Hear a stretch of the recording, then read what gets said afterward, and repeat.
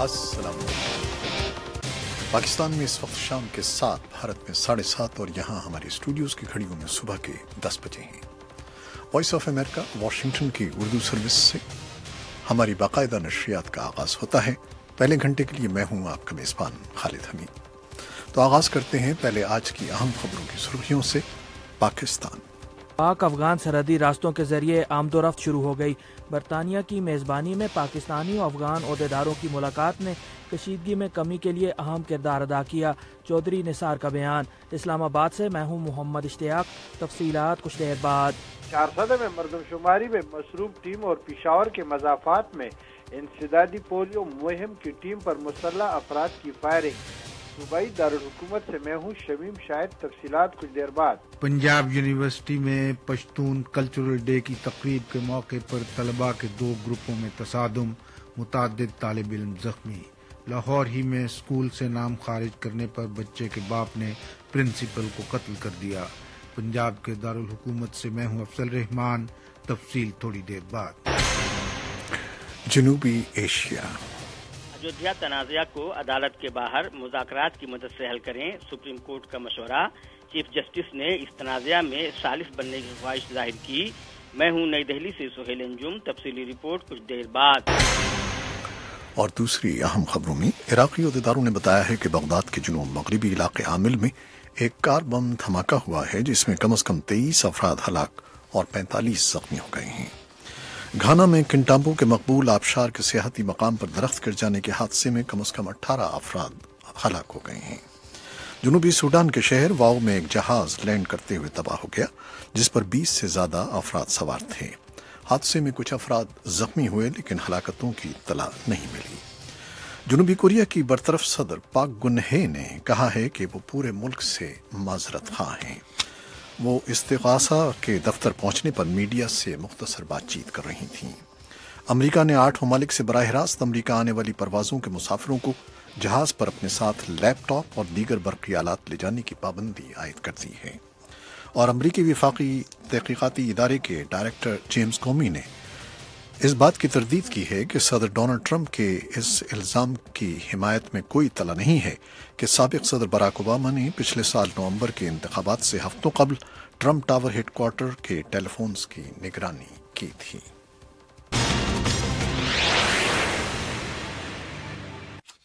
खबरें अब तफसील के साथ। अफगानिस्तान के जनूबी सूबे हेलमंद में खुदकुश कार बम धमाके में अफगान इंटेलिजेंस सर्विस के 6 अहलकार हलाक हो गए हैं। खबरसां इदारे एसोसिएटेड प्रेस AP के मुताबिक खुदकुश कार बम हमले में अफगान इंटेलिजेंस सर्विस यूनिट के एहलकारों को हदफ बनाया गया। ये खुदकुश कार बम हमला पीर की शब किया गया और इसमें 7 एहलकार जख्मी भी हुए। सूबाई हुक्काम का इल्जाम है कि ये तालिबान की कार्रवाई थी। जिस इलाके में ये खुदकुश कार बम हमला किया गया वो हिलमंद के सूबाई दारुल हुकूमत लश्करगाह के करीब वाक़ है। इस हमले की ताहाल किसी ने जिम्मेदारी कबूल नहीं की है। और पाकिस्तान के वज़ीर दाखिला ने कहा है कि लंदन मुज़ाकरात ने पाकिस्तान और अफगानिस्तान के दरमियान कशीदगियां और शुकूक व शुबहात दूर करने में एक अहम किरदार अदा किया है। उन्होंने ये बयान इस्लामाबाद में बरतानवी हम मनसब के साथ एक मुश्तरका न्यूज़ ब्रीफिंग में दिया। इस्लामाबाद से ये रिपोर्ट हमें दी है मोहम्मद इश्तियाक ने। पाकिस्तान के मुशीर खारजा सरताज अजीज और अफगानिस्तान के कौमी सलामती के मुशीर हनीफ अतमर के दरमियान गुज़श्ता हफ्ते लंदन में मुलाकात हुई थी। वज़ीर दाखिला चौधरी निसार ने पाकिस्तान के दौरे पर आई हुई अपनी बरतानवी हम मनसब एम्बर रेड के हमरा मंगल को एक मुश्तरका न्यूज़ कॉन्फ्रेंस में कहा कि खित्ते में कशीदगी में कमी के लिए बरतानिया की हालिया सहूलतकारी काबिल सताइश है। And as a result of the discussions that took place, you have already seen some positive movements. Chaudhary Nisar ने कहा कि बरतानिया में बातचीत के नतीजे में पाकिस्तान और अफगानिस्तान के दरमियान कशीदगी और शुकूक व शुबहात में कमी से मुतल्लिक पहले ही कुछ मुस्बत पेशरफ्त हो चुकी है। उन्होंने कहा कि इसकी एक मिसाल पाक अफगान सरहद का खुलना है। इस मौके पर बरतानवी वजीर दाखिला एम्बर रेड ने कहा कि उनका मुल्क इस तरह के राब्तों और सहूलतकारी में किरदार अदा करने के लिए रजामंद है। We remain ready to try and facilitate meetings that will help for a peaceful atmosphere to evolve. बरतानवी वजीर दाखिला ने कहा कि पुरअमन और साजगार माहौल पैदा करने के लिए जहाँ भी मुमकिन हुआ इस तरह की मुलाकात का एहतमाम करने के लिए उनका मुल्क आमादा है। ادھر اسلام آباد میں یورپی یونین کے مشن سے جاری ایک بیان میں پاک افغان سرحدی راستے کھولنے کے فیصلے کا خیر مقدم کیا گیا۔ یورپی یونین مشن کے بیان میں اس امید کا اظہار بھی کیا گیا کہ یہ اقدام پاکستان اور افغانستان کے تعلقات کو مضبوط بنانے میں کردار ادا کرے گا۔ پاکستانی حکومت کے فیصلے کے بعد منگل کی صبح سے تورخم اور چمن کے سرحدی راستوں کے ذریعے افغانستان کے لیے ہر قسم کی آمد و رفت بحال ہو گئی ہے۔ وزیر اعظم نواز شریف نے پیر کو ایک بیان میں جذبہ خیرسگالی کے طور پر پاک افغان سرحدی راستے فوری طور پر دوبارہ کھولنے کے احکامات جاری کیے تھے۔ سرحدی راستے کھلنے کے بعد 1 ماہ سے زائد عرصے سے پھنسے ٹرکوں اور دیگر گاڑیوں کو سرحد کے آر پار جانے کی اجازت مل گئی، جبکہ عام لوگوں کی آمد و رفت بھی بحال ہو گئی۔ فروری کے وسط میں ملک میں تواتر کے ساتھ ہونے والے دہشت گرد حملوں کے بعد پاکستان نے 16 فروری سے افغانستان سے اپنی سرحد ہر طرح کی آمد و رفت کے لیے بند کر دی تھی۔ محمد اشتیاق، وائس آف امریکہ، اسلام آباد۔ آج منگل کے روز پنجاب یونیورسٹی کے فیصل آڈیٹوریم کے سامنے پشتون کلچرل ڈے کی تقریب کے انعقاد کے دوران طالب علموں کے 2 گروہوں کے درمیان تصادم ہو گیا، جس میں متعدد افراد زخمی ہو گئے۔ حکومت پنجاب نے انکوائری کا حکم دیا ہے، اور لاہور ہی میں ایک علیحدہ افسوسناک واقعے میں ایک برہم باپ نے اپنے بچے کو اسکول سے نکالنے پر پرنسپل کو ہلاک کر دیا۔ لاہور سے اس کی تفصیلات بتائیں گے افضل رحمان۔ پنجاب یونیورسٹی میں منگل کے روز وہاں کے فیصل آڈیٹوریم کے سامنے پشتون کلچرل ڈے کی تقریب جاری تھی کہ وہاں مبینہ طور پر اسلامی جمعیت الطلباء سے تعلق رکھنے والے طالب علموں نے نعرے بازی کی، جس کے بعد تصادم کی فضا پیدا ہو گئی۔ پولیس کی نفری طلب کر لی گئی۔ پولیس نے آنسو گیس اور لاٹھی چارج کا استعمال کیا، جبکہ طالب علموں نے ایک دوسرے پر اور پولیس پر بھی پتھراؤ کیا، جس کے نتیجے میں متعدد طالب علم زخمی ہوئے ہیں۔ چند گھنٹوں بعد پولیس نے حالات پر قابو پا لیا اور سرچ آپریشن کیا اور گرفتاریاں بھی کی۔ حکومت پنجاب نے انکوائری کا حکم دے دیا ہے۔ یونیورسٹی کے وائس چانسلر نے نجی ٹی وی چینل جیو سے بات کرتے ہوئے کہا، جو لوگ اس چیز میں انوالو ہیں، یہ میں آپ کو اشور کرواتا ہوں کہ انشاءاللہ ان سب کے خلاف ایکشن لیا جائے گا۔ پنجاب یونیورسٹی کی سیاست سے واقف تجزیہ کاروں کا کہنا ہے کہ منگل کو ہونے والا یہ واقعہ ایک منفرد حیثیت رکھتا ہے۔ ڈاکٹر مغیث الدین شیخ کی پوری زندگی پنجاب یونیورسٹی میں گزری ہے اور وہ ڈین فیکلٹی آف آرٹس کے طور پر ریٹائر ہوئے تھے۔ انہوں نے اس صورتحال پر وائس آف امریکہ کے ساتھ گفتگو کرتے ہوئے کہا، اس سے پہلے پنجاب یونیورسٹی میں جھگڑے ہوتے تھے، سیاسی نوعیت کے ہوتے تھے، نظریاتی ہوتے تھے، لیکن اس نوعیت کا جھگڑا کبھی نہیں ہوا کہ پشتون ورسز جمعیت، اس لیے کہ پشتون موسٹلی ادارہ تعلیم و تحقیق سے وابستہ ہوتے تھے اور اسلامی جمعیت طلبہ کے فورم پر بڑے ایکٹیو ہوا کرتے تھے۔ چونکہ اب یہ ارادہ فورم بن گیا پشتون اسٹوڈنٹ فیڈریشن، تو جمعیت یہ محسوس کرتی ہے کہ ایک بہت بڑی طاقت، ایک بہت بڑا حصہ کٹ کے ایک علیحدہ بنا ہے۔ ایک تو یہ ریئیکشن۔ ڈاکٹر مغیث الدین شیخ کا کہنا تھا کہ یہ تصادم کا واقعہ یونیورسٹی میں جاری سیاست کا آئینہ دار ہے، جس میں جو نئے وائس چانسلر آئے ہیں ان کو بظاہر ناکام کرنے کی یہ ایک کوشش بھی ہو سکتی ہے۔ تعلیم ہی کے حوالے سے لاہور سے ایک اور المناک خبر ملی ہے۔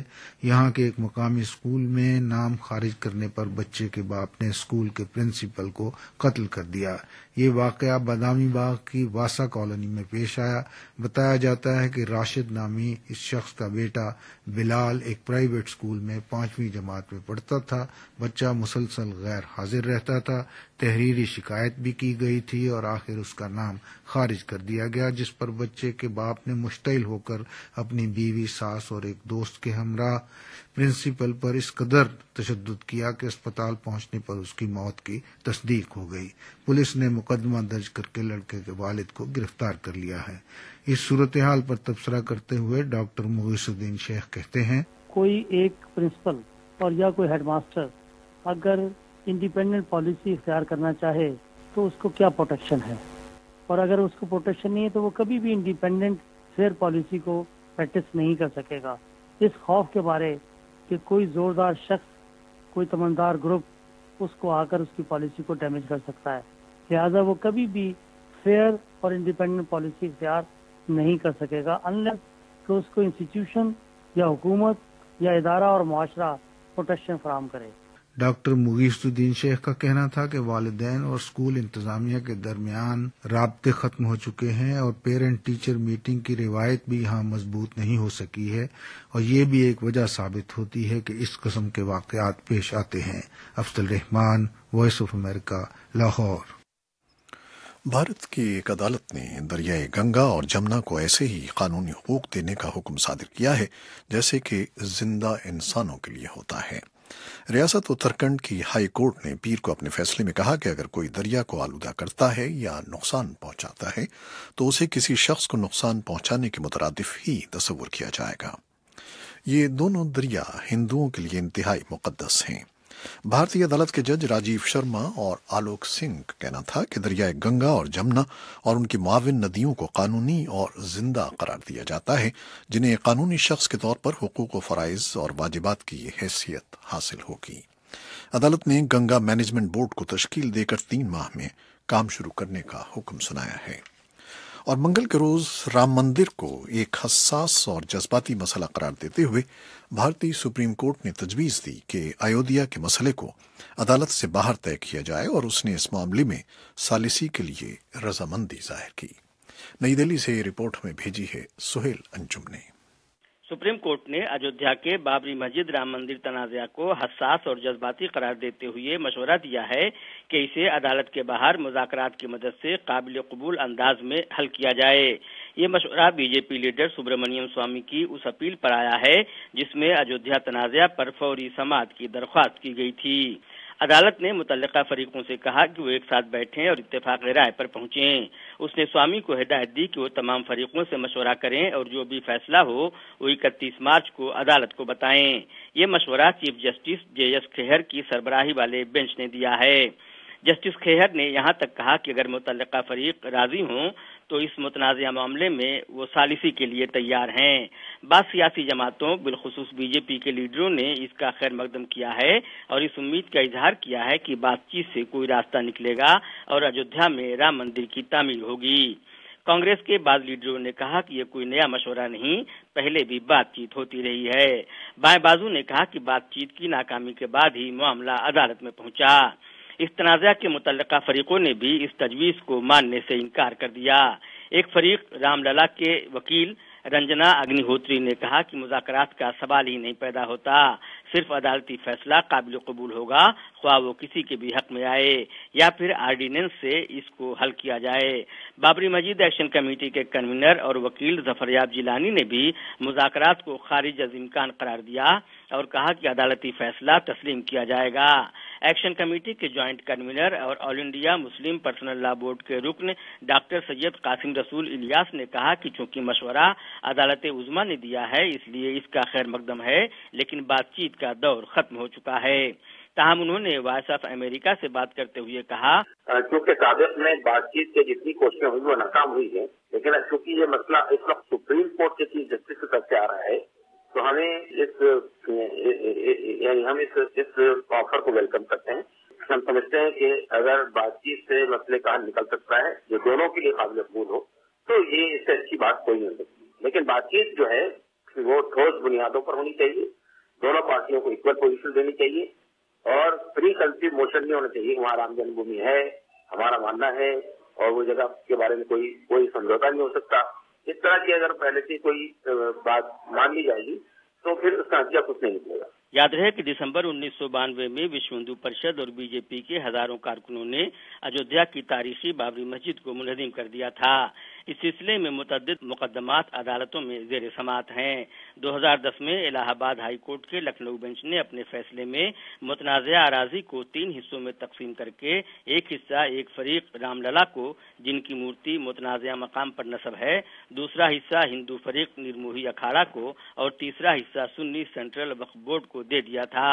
تاہم کسی بھی فریق نے اس فیصلے کو تسلیم نہیں کیا۔ سہیل انجم، وائس آف امریکہ، نئی دہلی۔